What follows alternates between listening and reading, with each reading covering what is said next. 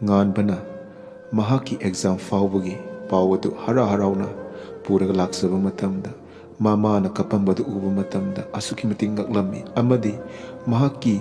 ꯃꯆꯜ ꯅꯨꯄꯤ ꯂꯥꯡꯂꯦꯟ ꯑꯗꯨ ꯊꯋꯥꯏ ꯌꯥꯎꯗꯅ ꯂꯩꯔꯝꯕ ꯃꯇꯝꯗ ꯃꯍꯥꯛ ꯑꯁꯨꯛꯀꯤ ꯃꯇꯤꯛ ꯊꯃꯣꯏ ꯀꯥꯏꯔꯝꯃꯤ ꯑꯃꯗꯤ ꯌꯥꯝꯅ ꯀꯞꯂꯝꯃꯤ꯫ ꯑꯗꯨꯒ ꯃꯇꯝꯅ ꯁꯨꯝ ꯍꯧꯈꯤꯕꯅ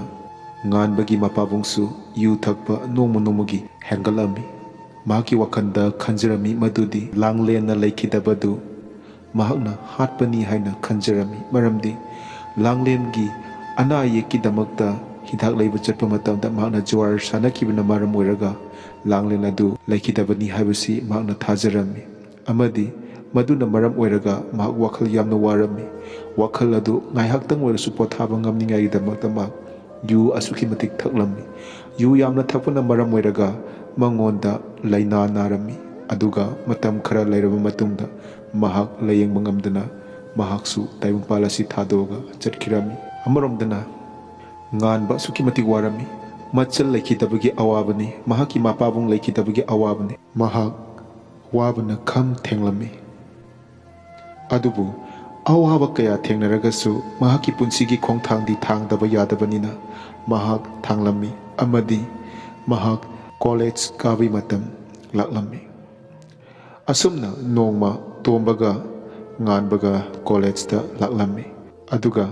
ꯉꯥꯟꯕꯅ ꯇꯣꯝꯕꯗ ꯑꯁꯨꯝꯅ ꯍꯥꯏꯔꯝꯃꯤ, "ꯇꯣꯝꯕ, ꯑꯩꯗꯤ ꯂꯥꯏꯔꯤꯛꯁꯦ ꯇꯝꯕꯨ ꯇꯝꯅꯤꯡꯗ꯭ꯔꯦꯗ꯫ ꯏꯃꯥꯅ ꯂꯝꯕꯤ ꯃꯄꯥꯜꯗ ꯏꯟꯖꯥꯡ ꯅꯥꯄꯤ ꯈꯔ ꯌꯣꯜꯂꯒꯅꯦ ꯑꯩꯒꯤꯗꯃꯛꯇ ꯈꯪꯗꯦꯗ, ꯑꯩ ꯆꯤꯟꯁꯤꯅ ꯃꯤꯗꯐꯥꯎꯗ ꯇꯝꯅꯤꯡꯕ ꯐꯥꯎꯗ꯭ꯔꯦꯗ꯫ ꯑꯩ ꯌꯥꯝ ꯅꯨꯡꯉꯥꯏꯇꯦ꯫ ꯏꯃꯥꯒꯤ ꯃꯇꯦꯡ ꯑꯩꯅ ꯄꯥꯡꯒꯗ꯭ꯔꯥ ꯍꯥꯏꯔꯒ ꯁꯣꯜꯂꯕꯤ ꯏꯃꯥꯒꯤ ꯃꯄꯥꯜ ꯇꯥꯡꯉꯒ ꯑꯩꯁꯦ ꯍꯤꯡꯕꯁꯦ ꯑꯩ ꯌꯥꯝꯅ ꯋꯥꯈꯜ ꯅꯨꯡꯉꯥꯏꯇꯦꯗ꯫ ꯀꯔꯤꯅꯣ ꯁꯦꯟ ꯊꯣꯛꯅꯕꯅꯦ ꯑꯩꯁꯨ ꯀꯩꯅꯣꯝꯃ ꯊꯤꯔꯁꯤꯔꯅ ꯑꯩ ꯁꯨꯝ ꯈꯜꯂꯕꯅꯦ꯫ ꯂꯥꯏꯔꯤꯛꯁꯦ ꯏꯃꯥꯅꯅꯦ ꯃꯈꯥ ꯇꯝꯗꯕ ꯌꯥꯔꯣꯏ ꯍꯥꯏꯕꯒꯤꯅꯦ ꯑꯩ ꯇꯝꯂꯕꯅꯤ ꯇꯣꯝꯕ." ꯇꯣꯝꯕꯅ, "ꯑꯁ ꯀꯔꯤꯅꯣꯃꯤ? ꯅꯪ ꯑꯗꯨꯃꯥꯏꯅ ꯈꯟꯒꯅꯨ, ꯀꯩꯗꯧꯔꯒꯦ? ꯕ꯭ꯔꯦꯟ ꯑꯗꯨ ꯌꯥꯝ ꯐꯕ ꯅꯪꯅ ꯆꯦꯛ ꯁꯨꯔꯒ ꯅꯠꯇ꯭ꯔꯒꯅ ꯑꯇꯣꯞꯄ ꯊꯕꯛ ꯑꯃ ꯁꯨꯒꯤ ꯃꯇꯝꯗꯅꯦ ꯅꯪꯒꯤꯗꯃꯛꯇ ꯌꯥꯝꯅ ꯃꯥꯡꯖꯩ꯫ ꯅꯪꯗꯤꯅꯦ ꯁꯨꯡꯁꯣꯏ ꯁꯣꯏꯗꯅ ꯑꯆꯧꯕ ꯃꯤ ꯑꯃ ꯁꯨꯡꯁꯣꯏ ꯁꯣꯏꯗꯅ ꯑꯣꯏꯔꯛꯀꯅꯤ꯫ ꯑꯗꯨꯛ ꯌꯥꯝꯅ ꯍꯣꯠꯅꯕ ꯀꯟꯕ ꯅꯪꯅ ꯀꯩꯒꯤꯅꯣ ꯋꯥꯈꯜ ꯑꯗꯨꯛ ꯌꯥꯝꯅ ꯄꯤꯛꯏꯗꯨꯕꯨ? ꯅꯪꯁꯦ ꯋꯥꯈꯜꯒꯅꯦ ꯈꯖꯤꯛꯇꯪ ꯆꯥꯎꯕ ꯃꯤ ꯑꯣꯏꯔꯝꯗꯥꯗꯤꯅꯦ ꯁꯨꯡꯁꯣꯏ ꯁꯣꯏꯗꯅ ꯑꯆꯧꯕ ꯃꯤ ꯑꯃ ꯁꯣꯏꯗꯅ ꯑꯣꯏꯒꯅꯤ꯫ ꯑꯗꯨꯅꯅꯦ ꯅꯪꯅ ꯋꯥꯈꯜ ꯄꯤꯛꯄꯁꯦ ꯑꯩ ꯌꯥꯝꯅ ꯅꯨꯡꯉꯥꯏꯇꯦ꯫ ꯅꯪꯅ ꯋꯥꯔꯛꯄ ꯃꯇꯝꯗ ꯑꯩꯉꯣꯟꯗ ꯍꯦꯛꯇ ꯇꯝꯃꯨ꯫ ꯑꯩꯅ ꯉꯝꯕ ꯃꯇꯦꯡ ꯑꯣꯏꯔꯒꯗꯤꯅꯦ ꯑꯩ ꯃꯇꯦꯡ ꯁꯨꯡꯁꯣꯏ ꯁꯣꯏꯗꯅ ꯄꯥꯡꯒꯦ ꯉꯥꯟꯕ." "ꯉꯥꯟꯕ, ꯑꯩꯁꯦ ꯐꯔꯕꯁꯨ ꯐꯠꯇ꯭ꯔꯕꯁꯨꯅꯦ ꯅꯪꯒꯤ ꯄꯤꯛꯉꯥꯏꯗꯒꯤ ꯂꯣꯏꯅꯔꯛꯄ ꯅꯃꯥꯟꯅꯕꯅꯦ꯫ ꯅꯪꯅ ꯀꯩꯒꯤꯅꯣ ꯑꯗꯨꯛ ꯌꯥꯝꯅ ꯋꯥ ꯂꯣꯠꯂꯤꯗꯨꯕꯣ? ꯅꯪꯒꯤ ꯑꯋꯥꯕ ꯈꯨꯗꯤꯡꯃꯛꯅꯦ ꯑꯩꯉꯣꯟꯗ ꯂꯣꯏꯅ ꯁꯦꯌꯔ ꯇꯧ꯫ ꯑꯩ ꯅꯪꯒꯤꯗꯃꯛꯇ ꯃꯇꯦꯡ ꯄꯥꯡꯒꯦ꯫ ꯑꯩ ꯑꯗꯨꯈꯛꯅꯅꯦ ꯃꯤꯒꯤ ꯑꯋꯥꯕ ꯈꯪꯗꯕ ꯑꯃꯗꯤ ꯃꯤꯒꯤ ꯃꯤꯅꯨꯡꯁꯤ ꯌꯥꯎꯗꯕ ꯃꯤ ꯅꯠꯇꯦ꯫ ꯑꯗꯨꯛ ꯀꯨꯏꯅ ꯂꯣꯏꯅꯔꯛꯂꯒ ꯅꯪꯅ ꯀꯩꯒꯤꯅꯣ ꯑꯩꯉꯣꯟꯗ ꯅꯪꯒꯤ ꯑꯋꯥꯕ ꯑꯃꯠꯇ ꯑꯩꯉꯣꯟꯗ ꯐꯣꯡꯗꯣꯛꯇ꯭ꯔꯤꯁꯤꯕꯣ? ꯑꯩ ꯈꯪꯉꯤ ꯅꯪ ꯋꯥꯏ ꯍꯥꯏꯕ, ꯑꯗꯨꯕꯨ ꯀꯔꯝꯕ ꯃꯑꯣꯡꯗꯅꯣ ꯑꯩꯅ ꯅꯪꯉꯣꯟꯗ ꯃꯇꯦꯡ ꯄꯥꯡꯗꯣꯏꯅꯣ ꯍꯥꯏꯕꯁꯤꯗꯤ ꯑꯩ ꯇꯁꯦꯡꯅ ꯈꯪꯕ ꯉꯝꯗꯦ꯫ ꯃꯔꯝꯗꯤ ꯅꯪꯒꯤ ꯊꯃꯣꯏꯗ ꯂꯩꯔꯤꯕ ꯑꯋꯥꯕꯗꯣ ꯑꯩꯉꯣꯟꯗ ꯐꯣꯡꯗꯣꯛꯇꯕꯅ ꯃꯔꯝ ꯑꯣꯏꯔꯒ ꯋꯥꯍꯩꯅ ꯑꯣꯏꯒꯗ꯭ꯔꯥ ꯑꯃꯗꯤ ꯑꯩꯅ ꯉꯝꯕ ꯀꯔꯝꯕ ꯃꯈꯜꯅꯅꯣ ꯑꯩꯅ ꯅꯪꯉꯣꯟꯗ ꯄꯥꯡꯒꯗꯕ ꯍꯥꯏꯕꯁꯦ ꯃꯁꯤ ꯑꯩꯉꯣꯟꯗ ꯑꯋꯥꯕ ꯑꯃꯗꯤ ꯑꯣꯏ꯫ ꯑꯗꯨꯅꯅꯦ ꯅꯪ ꯑꯩꯉꯣꯟꯗ ꯋꯥ ꯂꯣꯠꯀꯅꯨ." ꯉꯥꯟꯕꯅ, "ꯇꯣꯝꯕ, ꯑꯩ ꯂꯥꯟꯈ꯭ꯔꯦ꯫ ꯑꯩꯒꯤ ꯃꯔꯨꯞ ꯑꯃꯗꯤ ꯑꯩꯕꯨ ꯅꯨꯡꯁꯤꯕꯤꯕ ꯀꯌꯥ ꯂꯩꯅꯅꯦ ꯑꯩꯁꯦ ꯋꯥꯈꯜ ꯑꯁꯨꯛꯀꯤ ꯃꯇꯤꯛ ꯄꯤꯛꯅ ꯂꯩꯔꯝꯂꯦ꯫ ꯋꯥꯈꯜ ꯄꯤꯛꯄꯁꯦ ꯈ꯭ꯋꯥꯏꯗꯒꯤ ꯃꯥꯏꯊꯤꯅꯕꯒꯤ ꯂꯝꯕꯤ ꯑꯃ ꯑꯣꯏꯔꯝꯂꯦ ꯇꯣꯝꯕ꯫ ꯅꯪꯅ ꯉꯁꯤ ꯑꯩꯉꯣꯟꯗ ꯊꯧꯒꯠꯄꯤꯕꯁꯦ ꯑꯁꯨꯛꯀꯤ ꯃꯇꯤꯛ ꯑꯩ ꯏꯁꯥꯗ ꯊꯧꯅꯥ ꯑꯃ ꯊꯣꯛꯑꯦ꯫ ꯍꯣꯏ, ꯑꯩ ꯂꯥꯏꯔꯤꯛ ꯐꯖꯅ ꯇꯝꯈꯤ, ꯑꯗꯨꯒ ꯏꯃꯥꯕꯨꯁꯨ ꯅꯨꯡꯉꯥꯏꯅ ꯊꯝꯈꯤ꯫ ꯁꯦ, ꯑꯩ ꯃꯊꯪꯗꯅꯦ ꯑꯩꯒꯤ ꯅꯨꯡꯉꯥꯏꯇꯕ ꯑꯃ ꯍꯦꯛ ꯂꯥꯛꯄ ꯃꯇꯝꯗ ꯅꯪꯉꯣꯟꯗꯁꯨ ꯁꯦꯌꯔ ꯇꯧꯒꯦ꯫ ꯃꯤꯉꯣꯟꯗ ꯁꯦꯌꯔ ꯇꯧꯕꯁꯦ ꯌꯥꯝꯅ ꯀꯥꯟꯅꯩ ꯍꯥꯏ." ꯇꯣꯝꯕꯅ, "ꯍꯣꯏꯕ, ꯑꯗꯨꯅꯦꯕ ꯑꯩꯅ ꯍꯥꯏꯗ꯭ꯔꯣ, ꯁꯦꯌꯔ ꯇꯧꯅꯁꯦ ꯍꯥꯏꯕꯅꯤꯗ꯫ ꯑꯩꯒꯤ ꯋꯥꯈꯜ ꯅꯨꯡꯉꯥꯏꯇꯕ ꯃꯇꯝꯗ ꯂꯥꯛꯑꯁꯨ ꯅꯪꯉꯣꯟꯗ ꯁꯦꯌꯔ ꯇꯧꯔꯛꯀꯅꯤ, ꯅꯨꯡꯉꯥꯏꯕ ꯃꯇꯝ ꯂꯥꯛꯑꯁꯨ ꯑꯩꯅ ꯅꯪꯉꯣꯟꯗ ꯁꯦꯌꯔ ꯇꯧꯔꯛꯀꯦ꯫ ꯅꯪꯁꯨ ꯆꯞ ꯃꯥꯟꯅ ꯇꯧꯔꯣ, ꯑꯋꯥ ꯅꯨꯡꯉꯥꯏ ꯁꯦꯌꯔ ꯇꯧꯅꯁꯤ ꯀꯩꯗꯧꯔꯒꯦ? ꯑꯁ ꯂꯥꯛ, ꯀꯥꯟꯅꯗꯦ, ꯀ꯭ꯂꯥꯁ ꯑꯣꯏꯅ ꯆꯪꯉꯨꯔꯁꯤ ꯂꯥꯛ." ꯑꯁꯨꯝꯅ ꯇꯣꯝꯕ ꯑꯃꯁꯨꯡ ꯉꯥꯟꯕ ꯀ꯭ꯂꯥꯁ ꯌꯥꯎꯔꯝꯃꯤ꯫ ꯑꯗꯨꯒ ꯉꯥꯟꯕꯅ ꯀ꯭ꯂꯥꯁ ꯌꯥꯎꯔꯤꯉꯩꯗ ꯏꯈꯪ ꯈꯪꯍꯧꯗꯅ ꯃꯍꯥꯛꯅ ꯌꯥꯝꯅ ꯌꯦꯡꯅꯤꯡꯕ ꯄꯣꯛꯆꯕ, ꯃꯍꯥꯛꯅ ꯈꯣꯏꯗꯥꯖꯕ ꯅꯨꯄꯤ ꯑꯃ ꯃꯍꯥꯛꯅ ꯎꯔꯝꯃꯤ꯫ ꯑꯗꯨꯒ ꯀ꯭ꯂꯥꯁ ꯂꯣꯏꯔꯕ ꯃꯇꯨꯡꯗ ꯇꯣꯝꯕꯗ ꯃꯍꯥꯛꯅ ꯑꯁꯨꯝꯅ ꯍꯥꯏꯔꯝꯃꯤ, "ꯇꯣꯝꯕ, Ngasai akhoi oirom thangbada phamba nupido magi maming khangrana as khangdi kaigino khangdo bani da maje adum jengning bam phaw bani da ina khangdi sibu kaigi ojana tomba tomna as hauredana pakhang leina hauraba ngasai da yam shocking oina lerami aduga leisabi masam uba matamsida yamna romantic leiklei ko akhoi itaw ngan ba haitare ni ko khangdi tomba asengmane ai ponsida sumaina uta thengnaraktabagi ai nangonda hangmane ai ngonda noknaganu ko ai khangdabagi asengma nangonda haibane nangbo ngasai ai ngonda haidaine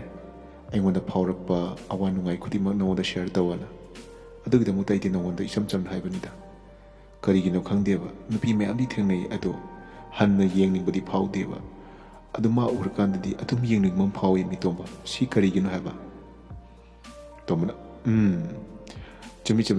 अैना ngasai नंगोदा हाइगी नंगी Awan Y खुदी माई ngोदा share तोरना अदुना नंग share तोपनी चुम्मे नंगी sincerity ओइबगी नंगोदा चमजबा मा लेबगी दमता ngोदा हाइबने खंगिदा उदो सीने nganba मियोबना अपाम नुक्सी ना हाइसे नंगना मादो yengningba phawrido ataygi nate nangna nungsiba phawrainedo nungsiba jidine atum yengning leigani mana ngangba khodimuksune nangna atum taningakani yo maji mana wangangba nang tadridana maramdi akhoi class hawrije kuidribako mana wa hek ngangba nang tagraba magi khonjel atum taningadamni aina haibase maibnane maibinane haibago chap manaradami yo nganmana atutumba karigumba nungsiba do oiram tandi ai karmai tawtino as minga sum hainabada dine nungsinabs yam wai haiba adu karmai tawdino ba nungamda hayu mitomba tombana chume nganba nangna hangiba do yam chume nungsiba base yamna lubane thangjan tringai dane munna khanba masi yamna tangai phade aduna nahna nungsiba mido nahna munna khangbai base masi yamna mathau thai nungsiba haukrabadine phattaba misu apapoin urakpa ngamane aduna nahna khong thangjandringai da naki punsiga loinagadaba misagado madu nanga chana prahana yengadabane habadi nangi wakhal amadi magi wakhal ase punba matamda yagadra yaroidrana kaigumba matamda wakhal ani punba yadaba misu leibane maduga kaigumba het yumba lamida khongtharuraba nangi punsida awaba ngakta oiradabne hingna norokta leiba haibado madu oiragadabne aduna nangi wakhalga magi wakhalga tinabra haibasisu munna yengbada masi tangai phadabra na khale aduna khong thanjandringaidane netfam se munna yenghaugadabni nganba nang hathuganu ko nangna kaigumane sida munna het khalaudraba nangi punsibo mangba yaribane nangi career buktane loina kairakpa yaribane nganba nang bab taw ko aina haise ai nangwanda takpati nati adubu imanaba ama oibana nangwanda ai sum suggest tawbani ai sigi lamdasu yamna khangubdi leite adubu aigi khara khangzabado aina nangwanda share tawban aduna nganba nang athua ningde mahak kanano haibse munna umta thidokise nangna haribase aina khanbada akhoi oithomda phamba masam yam sangbi rasi leibi nupi do male magi mamingdo thaja haibugum haibane ado ai magi mamanabi amadi aiga athum khaga wari sanabam di leibako aduda mase phajna hangage adugane achaba matamanda phongthokna ba tawrisiko aduga matam sing ngari ngedane mahak se kanano habse mun ibane utang thidokise nganmana hoitomba aise nuksibada changdro male khangde nuksibada het khong thangjalaga changuba matamda karamba phibamda leigadabano ai haibati ngamde adubu changdringaida munne yengauba haibase nangna haibugumna madu tangai phadabra nasu aina khal punsidi semgatpati yamna kuina changmani aduga sidabadi kuidabani aduna mi mangba haibasisu kuihoroi tomba aduna nangna aingoda pautak pibibase yam harawi hoi yengse ma kanana haibase aisu ꯀꯅꯥꯒꯨꯝꯕ ꯑꯃꯠꯇꯒ ꯅꯨꯡꯁꯤꯅꯔꯛꯇ꯭ꯔꯤꯕ ꯑꯣꯏꯕꯅ ꯑꯩ ꯁꯨꯝꯕꯒꯤ ꯃꯔꯝꯗ ꯀꯔꯤꯝꯇ ꯈꯪꯗꯦ ꯑꯗꯨꯅ ꯅꯪꯅ ꯈꯔ ꯇꯥꯛꯄꯤꯌꯨ ꯅꯨꯡꯁꯤꯕꯁꯦ ꯇꯝꯕꯗꯤ ꯍꯧꯅꯗꯦ ꯑꯗꯨꯕꯨ ꯇꯥꯟꯅꯕꯗꯤ ꯊꯣꯏꯅ ꯀꯥꯏꯗꯕ꯭ꯔꯅ ꯑꯩ ꯈꯜꯂꯤ ꯑꯗꯨꯅ ꯇꯣꯝꯕ ꯅꯪ ꯈꯔ ꯃꯇꯦꯡ ꯄꯥꯡꯕꯤꯌꯨꯀꯣ ꯑꯩꯉꯣꯟꯗ ꯇꯣꯝꯕꯅ ꯑꯩꯁꯨ ꯄꯥꯡꯅꯕꯗꯤ ꯇꯧꯒꯦꯗ ꯑꯗꯨꯕꯨ ꯑꯩꯒꯤ ꯑꯈꯪꯕꯁꯤꯡꯗꯨꯅꯤꯀꯣ ꯑꯩꯅ ꯅꯉꯣꯟꯗ ꯄꯥꯡꯗꯣꯏꯁꯦ ꯁꯨꯝꯕꯒꯤ ꯃꯔꯝꯗꯗꯤ ꯑꯩ ꯊꯣꯏꯅꯗꯤ ꯈꯪꯕꯁꯨ ꯑꯣꯏꯗꯦ ꯑꯩꯁꯨ ꯑꯗꯨꯕꯨ ꯍꯣꯏ ꯑꯩꯒꯤ ꯑꯈꯪꯕꯁꯤꯡꯗꯣ ꯑꯩꯅ ꯅꯉꯣꯟꯗ ꯁꯦꯌꯔ ꯇꯧꯒꯦ ꯍꯣꯏ ꯐꯔꯁꯦ ꯌꯨꯝꯗ ꯍꯜꯂꯁꯦ ꯑꯗꯨꯒ ꯍꯌꯦꯡ ꯑꯃꯨꯛ ꯀꯩꯀꯩꯅꯣ ꯑꯃꯨꯛ ꯈꯟꯅꯔꯁꯤꯁꯦ ꯑꯁꯨꯝꯅ ꯇꯣꯝꯕ ꯑꯃꯁꯨꯡ ꯉꯥꯟꯕ ꯀꯣꯂꯦꯖꯇꯒꯤ ꯍꯔꯥꯎ ꯍꯔꯥꯎꯅ ꯃꯌꯨꯝꯗ ꯍꯜꯂꯝꯃꯤ ꯑꯗꯨꯒ ꯑꯃꯔꯣꯝꯗꯅ ꯊꯥꯖ ꯌꯥꯝꯅ ꯆꯝꯖꯕ ꯅꯨꯄꯤ ꯑꯣꯏꯔꯝꯃꯤ ꯃꯍꯥꯛꯀꯤ ꯆꯝꯖꯃꯟꯕꯅ ꯃꯍꯥꯛꯀꯤ ꯃꯥꯡꯖꯕ ꯀꯔꯤꯅꯣ ꯈꯪꯂꯝꯗꯦ ꯃꯍꯥꯛꯀꯤ ꯃꯃꯥꯟꯅꯕꯤꯁꯤꯡꯅ ꯍꯥꯏꯕ ꯈꯨꯗꯤꯡꯃꯛ ꯃꯥꯗꯤ ꯊꯥꯖꯕꯒꯨꯝꯅ ꯃꯍꯥꯛꯀꯤ ꯄꯨꯟꯁꯤꯗ ꯑꯆꯨꯝꯕꯅꯤ ꯍꯥꯏꯅ ꯈꯟꯖꯔꯝꯃꯤ ꯃꯍꯥꯛꯀꯤ ꯃꯃꯥꯟꯅꯕꯤ ꯅꯠꯇ꯭ꯔꯒꯅ ꯃꯍꯥꯛꯀ ꯈꯔ ꯅꯛꯅꯕ ꯃꯤꯁꯤꯡꯅ ꯍꯥꯏꯔꯛꯄ ꯈꯨꯗꯤꯡꯃꯛ ꯑꯆꯨꯝꯕ ꯑꯐꯕ ꯄꯥꯎꯇꯥꯛ ꯉꯥꯛꯇꯅꯤ ꯑꯃꯗꯤ ꯋꯥꯈꯜ ꯉꯥꯛꯇꯅꯤ ꯍꯥꯏꯅ ꯃꯍꯥꯛꯅ ꯂꯧꯔꯝꯃꯤ ꯃꯔꯝ ꯑꯗꯨꯅ ꯃꯍꯥꯛꯀꯤ ꯆꯝꯖꯕꯗꯨꯗ ꯂꯧꯅꯝ ꯍꯩꯕ ꯃꯤ ꯀꯌꯥꯅ ꯃꯍꯥꯛꯀꯤ ꯄꯨꯟꯁꯤꯕꯨ ꯃꯥꯡꯅꯕ ꯁꯤꯟꯕ ꯃꯇꯝꯗ ꯌꯥꯝꯅ ꯂꯨꯕ ꯑꯣꯏꯔꯝꯗꯦ ꯃꯔꯝ ꯑꯗꯨꯅ ꯊꯥꯖꯒꯤ ꯄꯨꯟꯁꯤ ꯃꯍꯥꯛꯀ ꯂꯣꯏꯅꯔꯤꯕ ꯃꯤꯁꯤꯡꯅ ꯁꯥꯟꯅꯅꯤꯡꯕ ꯃꯑꯣꯡꯗ ꯁꯥꯟꯅꯔꯝꯃꯤ ꯔꯦꯅꯨ ꯀꯧꯕꯤ ꯅꯨꯄꯤ ꯑꯃꯁꯨ ꯂꯩꯔꯝꯃꯤ ꯃꯍꯥꯛꯀ ꯌꯥꯝꯅ ꯅꯛꯅ ꯇꯤꯟꯅꯕ ꯅꯨꯄꯤ ꯑꯃꯅꯤ ꯃꯥꯒꯤ ꯈ꯭ꯋꯥꯏꯗꯒꯤ ꯅꯛꯅꯕ ꯃꯍꯥꯛꯀꯤ ꯃꯃꯥꯟꯅꯕꯤ ꯑꯃ ꯍꯥꯏꯌꯨ ꯍꯥꯏꯔꯕꯗꯤ ꯔꯦꯅꯨ ꯇꯥꯒꯅꯤ ꯔꯦꯅꯨ ꯃꯍꯥꯛꯀꯤ ꯃꯕꯨꯛꯆꯦꯜ ꯌꯥꯝꯅ ꯁꯦꯡꯗꯕꯤ ꯅꯨꯄꯤ ꯑꯃ ꯑꯣꯏꯔꯝꯃꯤ ꯃꯍꯥꯛꯇꯤ ꯃꯤꯉꯣꯟꯗꯒꯤ ꯊꯦꯝꯗꯣꯛꯂꯒ ꯑꯃꯗꯤ ꯃꯤꯉꯣꯟꯗꯒꯤ ꯂꯧꯊꯣꯛꯂꯒ ꯍꯔꯥꯎꯖꯕ ꯃꯍꯥꯛꯀꯤ ꯄꯨꯟꯁꯤ ꯑꯣꯏꯖꯔꯝꯃꯤ ꯊꯥꯖꯒꯤ ꯃꯁꯛ ꯌꯥꯝꯅ ꯐꯖꯕꯅ ꯃꯔꯝ ꯑꯣꯏꯔꯒ ꯃꯉꯣꯟꯗ ꯅꯨꯄꯥ ꯌꯥꯝꯅ ꯉꯥꯎꯅꯩ ꯍꯥꯏꯕꯁꯤ ꯔꯦꯅꯨꯅ ꯐꯖꯅ ꯈꯪꯂꯝꯃꯤ ꯃꯔꯝ ꯑꯗꯨꯅ ꯔꯦꯅꯨꯅ ꯃꯉꯣꯟꯗ ꯉꯥꯎꯖꯕ ꯅꯨꯄꯥꯗꯒꯤ ꯊꯦꯝꯗꯣꯛꯂꯒ ꯆꯥꯊꯣꯛꯄ ꯍꯥꯏꯕꯁꯤꯅ ꯃꯍꯥꯛꯀꯤ ꯇꯧꯗ ꯌꯥꯗ꯭ꯔꯕ ꯊꯧꯗꯥꯡ ꯑꯃꯒꯨꯝꯅ ꯃꯍꯥꯛ ꯇꯧꯗꯨꯅ ꯂꯩꯔꯝꯃꯤ ꯑꯁꯨꯝꯅ ꯊꯥꯖꯒꯤ ꯄꯨꯟꯁꯤ ꯃꯍꯥꯛꯀꯤ ꯄꯨꯟꯁꯤ ꯑꯣꯏꯖꯔꯕꯁꯨ ꯀꯟꯇ꯭ꯔꯣꯜ ꯇꯧꯕꯗꯤ ꯃꯍꯥꯛꯀꯤ ꯃꯃꯥꯟꯅꯕꯤꯁꯤꯡꯅ ꯑꯣꯏꯔꯝꯃꯤ ꯑꯗꯨꯅ ꯃꯍꯥꯛꯀꯤ ꯃꯃꯥꯟꯅꯕꯤꯁꯤꯡꯅ ꯁꯥꯟꯅꯅꯤꯡꯕ ꯃꯑꯣꯡꯗ ꯊꯥꯖꯕꯨ ꯁꯥꯟꯅꯔꯝꯃꯤ ꯑꯗꯨꯒ ꯔꯥꯖꯣ ꯀꯧꯕ ꯅꯨꯄꯥ ꯑꯃꯁꯨ ꯂꯩꯔꯝꯃꯤ ꯔꯥꯖꯣ ꯃꯍꯥꯛ ꯌꯥꯝꯅ ꯁꯦꯟ ꯄꯥꯏꯕ ꯅꯨꯄꯥ ꯑꯃꯒꯤ ꯃꯆꯥꯅꯤꯄꯥ ꯑꯣꯏꯔꯝꯃꯤ ꯃꯍꯥꯛꯀꯤ ꯃꯄꯥ ꯃꯤꯅꯤꯁꯇꯔ ꯑꯣꯏꯔꯝꯃꯤ ꯃꯍꯥꯛꯀꯤ ꯃꯄꯥ ꯃꯤꯅꯤꯁꯇꯔ ꯑꯣꯏꯕꯅ ꯃꯔꯝ ꯑꯣꯏꯔꯒ ꯃꯍꯥꯛ ꯋꯥꯉꯥꯡ ꯁꯉꯥꯡꯗ ꯌꯥꯝꯅ ꯃꯤ ꯎꯁꯤꯠꯇꯕ ꯑꯃꯗꯤ ꯃꯤꯕꯨ ꯀꯔꯤꯁꯨ ꯂꯩꯇꯅ ꯈꯟꯕ ꯑꯗꯨꯒꯨꯝꯂꯕ ꯃꯤꯁꯛ ꯑꯃ ꯑꯣꯏꯔꯝꯃꯤ ꯃꯍꯥꯛꯅ ꯅꯨꯄꯤ ꯀꯌꯥꯕꯨ ꯊꯦꯝꯂꯒ ꯅꯨꯄꯤ ꯀꯌꯥꯒꯤ ꯄꯨꯟꯁꯤꯕꯨ ꯃꯍꯥꯛꯅ ꯃꯥꯡꯍꯜꯂꯝꯃꯤ ꯑꯗꯨꯒ ꯊꯥꯖꯒꯤ ꯄꯨꯟꯁꯤꯕꯨꯁꯨ ꯃꯥꯅ ꯃꯥꯡꯍꯟꯒꯦ ꯍꯥꯏꯅ ꯃꯍꯥꯛꯅ ꯈꯜꯂꯝꯃꯤ ꯑꯁꯨꯝꯅ ꯃꯍꯥꯛꯀꯤ ꯋꯥꯈꯜꯗ ꯂꯩꯕꯅ ꯔꯥꯖꯣꯅ ꯔꯦꯅꯨꯕꯨ ꯌꯥꯝꯅ ꯅꯛꯁꯤꯟꯅꯅꯕ ꯍꯣꯠꯅꯔꯛꯂꯝꯃꯤ ꯑꯗꯨꯒ ꯔꯦꯅꯨꯒ ꯃꯍꯥꯛ ꯃꯔꯨꯞ ꯑꯣꯏꯔꯛꯈꯤ ꯔꯦꯅꯨꯒ ꯔꯥꯖꯣꯒ ꯃꯔꯨꯞ ꯑꯣꯏꯔꯕ ꯃꯇꯨꯡꯗ ꯅꯣꯡꯃ ꯔꯦꯅꯨꯗ ꯔꯥꯖꯣꯅ ꯐꯣꯟ ꯇꯧꯔꯝꯃꯤ ꯔꯥꯖꯣꯅ ꯔꯦꯅꯨꯗ ꯑꯁꯨꯝꯅ ꯍꯥꯏꯔꯝꯃꯤ ꯔꯦꯅꯨ ꯀꯩꯅꯣꯅꯦ ꯑꯩ ꯅꯪꯉꯣꯟꯗꯅꯦ ꯋꯥ ꯑꯗꯨꯝ ꯑꯩ ꯍꯧꯗꯣꯛꯅꯤꯡꯉꯒ ꯂꯩꯔꯕꯅꯦꯕꯀꯣ ꯑꯗꯣ ꯅꯪꯅꯁꯨ ꯃꯇꯦꯡ ꯄꯥꯡꯅꯤꯗꯤ ꯑꯩ ꯊꯥꯖꯩꯗ ꯅꯪꯒ ꯌꯥꯝ ꯇꯣꯏꯅ ꯄꯨꯟꯕ ꯅꯃꯥꯟꯅꯕꯤ ꯀꯔꯤꯕ ꯊꯥꯖ ꯍꯥꯏꯕ꯭ꯔꯥ ꯀꯩꯅꯣ ꯃꯁꯛ ꯌꯥꯝ ꯐꯖꯕꯤꯗꯣ ꯅꯪ ꯈꯪꯗ꯭ꯔꯅꯦ ꯃꯗꯨ ꯑꯩ ꯌꯥꯝ ꯅꯨꯡꯁꯤꯌꯦꯕꯀꯣ ꯑꯗꯨ ꯅꯪ ꯈꯔ ꯃꯇꯦꯡ ꯄꯥꯡꯕꯤꯌꯨꯗꯅ ꯃꯉꯣꯟꯗ ꯅꯨꯡꯁꯤꯌꯦꯅ ꯑꯝꯇ ꯐꯣꯡꯗꯣꯛꯄꯤꯌꯣꯕ ꯃꯗꯨꯗ ꯔꯦꯅꯨꯅ ꯗꯥ ꯔꯥꯖꯣꯁꯤꯗꯤ ꯑꯉꯛꯄ ꯋꯥ ꯌꯥꯝ ꯉꯥꯡꯉꯤꯅ ꯑꯗꯨ ꯀꯣꯛ ꯂꯥꯎꯅ ꯍꯥꯏꯔꯕꯗꯨꯕꯨ ꯀꯔꯤꯒꯤꯅꯣ ꯅꯪꯅ ꯀꯣꯏꯊꯣꯛ ꯑꯗꯨꯝ ꯉꯥꯡꯉꯤꯗꯨꯕꯨ ꯈꯔꯗꯤ ꯁꯠꯄ ꯇꯥꯔꯦꯀꯣ ꯁꯠꯇ꯭ꯔꯒꯗꯤꯅꯦ ꯑꯩꯗꯤ ꯊꯧꯅꯥ ꯐꯕ ꯉꯝꯃꯣꯏ ꯅꯨꯄꯥ ꯁꯠꯇꯕꯁꯦ ꯑꯩꯗꯤ ꯋꯥꯔꯤ ꯁꯥꯟꯅꯕ ꯄꯥꯝꯗꯦꯕ ꯑꯗꯨꯅ खरा सत्तबदी यारोइको राजुना कई सत्लुने नंगना सत्लनिंग मौंदो अदुदे थाइबसे कयानो लिसिंगला चौंगारा अदगी नंग अपाम लिसिंग तरा सलजु सकनी कुन सेलजु सकनीदा ये हे थाजगी दमक्तदी आइजु तौब ngамनिदा परफतजु आई मिनिस्टर की मचानी कइनो रेनो रेनुना माने माने माने दाबुदी खंगिदा मिनिस्टर की मचाने हैबा मीना लोई खंगनरबा मिनी कइनो अदो नोमने अइना मासे पुथुरके अदो कायदो ओइना उनसे हाइनो हाइरोने दाराजोना सु पांबा जगादो हाइरोबा अदुगा अइ अदुम सिलकेबा